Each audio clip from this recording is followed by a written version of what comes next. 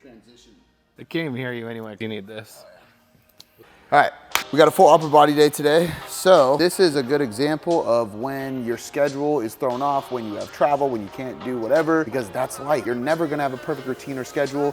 Shit gets all jumbled around and you gotta be able to work with the punches and still get it in the gym. Don't say screw it and leave, stay there, get it done, get what you can done. For me, today should be a push day, tomorrow should be a pull day, but I'm flying out to do a seminar out in St. Louis on Friday, which means my week is condensed. So I'm actually gonna do a full upper body day today and I'm gonna combine a push and a pull workout together. However, I'm not gonna do everything. The last thing I wanna do is do an entire push day and an entire pull day in one session. It's just too much, I'll burn out, hurt myself, or it's just gonna be a bunch of junk volume. It's not gonna be that effective. The first rule in combining workouts is pick your top 2 priorities of both of those sessions and focus on those. For me, it's chest and lats, which means that my bigger lifts, the most focus I'm giving, the most volume I'm giving attention to is gonna be my chest and my lats. And we're gonna start with Smith machine bench and a heavy 1-arm row on the cable. And we're gonna go for 3 sets of 8 to 10. We'll do a few ramp up sets working up to a heavy 8 to 10, and then we're gonna move on to some other muscle groups. So you are supersetting these?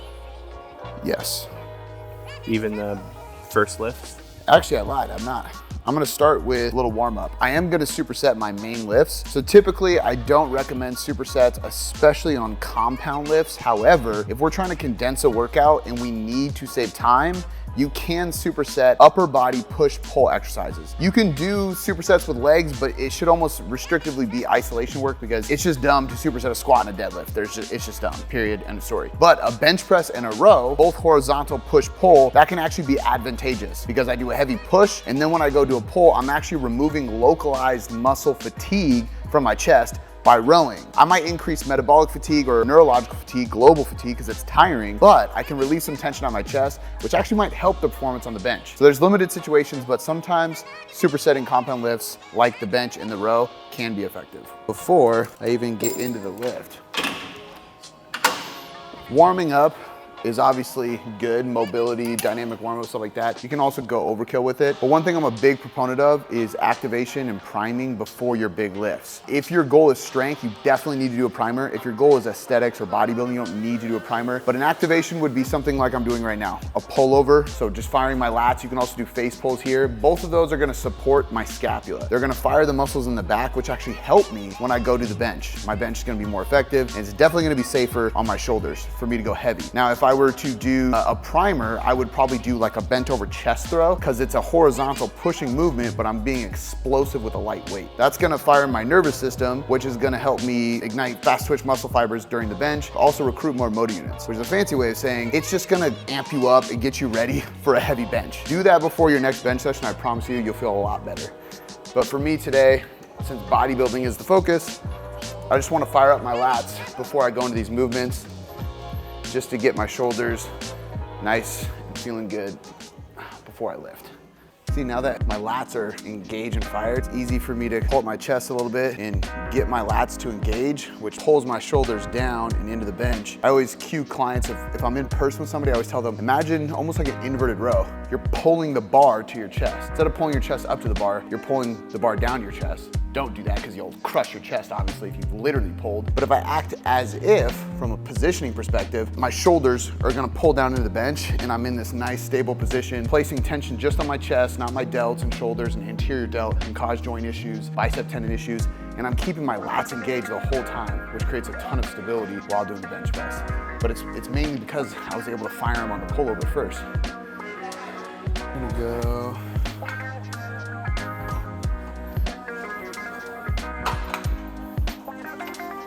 We'll go 205, 225, 235. 8 to 10 on your set. That's the goal. We'll see what happens. All right, so this will be first working set, 8 to 10 reps, then move straight into 1-arm bench supported rows, 8 to 10 on that one as well. Again, sticking in that horizontal pattern. I'll take up to 30 seconds between. Basically, when we're supersetting big lifts like this, my rest period between exercises is gonna be as minimal as possible, but making sure that metabolically I'm recovered enough. So if I get off of this and I'm breathing super hard, I don't wanna jump right into that.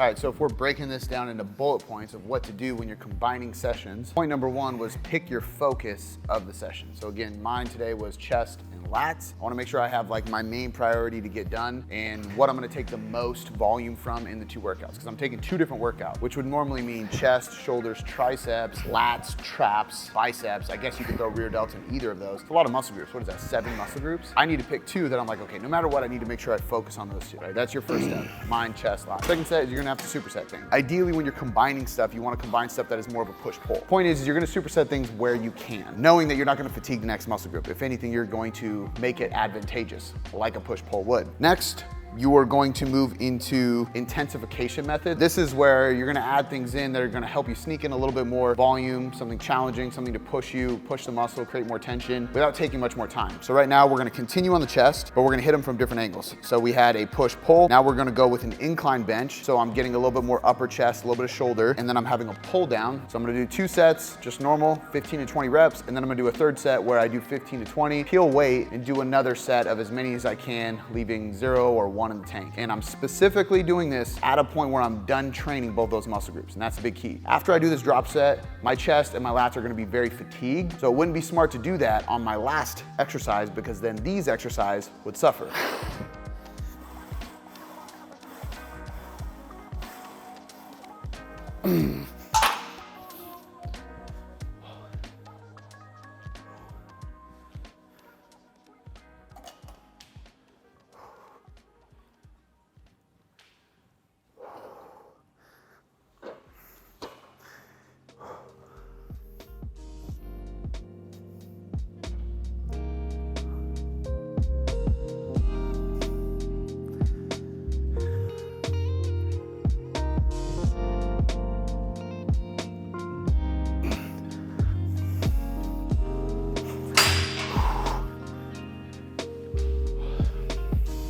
Okay, so we hit our priority muscles, chest and the lats, and we added that drop set at the end just to really like tax the lats and the chest before moving on to the next muscle group, which for me is shoulders. We supersetted things to keep time moving. We implemented the intensification techniques to, again, keep time moving, but also squeeze in volume without spending way more time at the gym. As you can see, the order of operations, if you will, inside of a workout should also prioritize the muscle groups you're trying to focus on when the goal is aesthetics. If our goal is strength, it's totally different. But in this case, when the goal is to build muscle, to look good, to transform physique-wise, I'm going to target the muscles in the order where I want to focus on or specialize in. So I went chest and lats, now I'm moving on to shoulders, then I'm gonna finish with biceps. I'm not even gonna do triceps today, mainly because my triceps do get hit a bit with pressing, but also I don't care about triceps as much as I do biceps. I'm trying to focus more on biceps and triceps. So if something has to be left off because I don't have enough time for it, it's gonna be that muscle group that I'm not super focused on. Now we're gonna go into delts, shoulders, and I'm actually gonna do a superset with this, and it's gonna be 2 different types of shoulder movements. Normally I wouldn't recommend that. Shoulders are a movement and it's an isolation exercise, and these 2 things make it easier to justify doing something like this and fatiguing the muscle. So I'm gonna go with a lateral raise, so hitting the side delt, and then I'm gonna go into a rear delt raise or fly on the cable machine. So I'm going from lateral to reverse fly, targeting the lateral head and then the rear delt head of the shoulders. I'll take a rest and then I'll repeat that 3 times through for about 10 to 12 reps. So I'm gonna go heavier, and then we're gonna go lighter on the rear delt, and I'm gonna really get after it on the reps and go like 20, 25 reps on those.